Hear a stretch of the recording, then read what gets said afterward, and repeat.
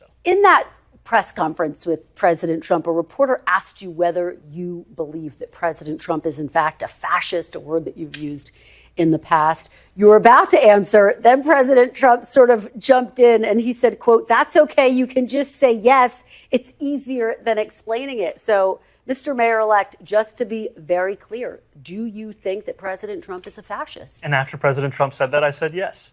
And so you do. And that's something that I've said in the past. I say it today. And I think what I appreciated about the conversation that I had with the president was that we were not shy about the places of disagreement, about the politics that has brought us to this moment. And we also wanted to focus on what it could look like to deliver on a shared analysis of an affordability crisis for New Yorkers.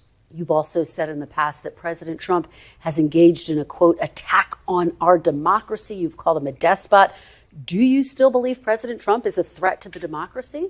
Everything that I've said in the past, I continue to believe. And that's the thing that I think is important in our politics, is that we don't shy away from where we have disagreements, but we understand what it is that brings us to that table. Because I'm not coming into the Oval Office to make a point or make a stand. I'm coming in there to deliver for New Yorkers. And a few weeks ago, I was asked by a reporter 3 words to describe myself. I said, New York City. And that's what animated that conversation. How do we deliver for the people of New York City? I think that some of your supporters would be curious to know, you say you stand by your past statements that, yes, he's a threat to the democracy. How do you square working with someone who you still think is a threat to the democracy?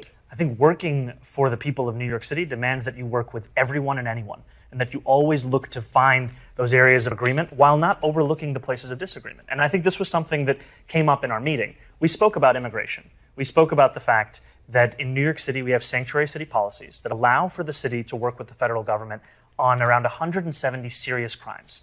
The concern for so many New Yorkers comes about anything beyond that. And I spoke about the importance of us being able to protect New Yorkers, and some of the incidents that we see, they do not do that.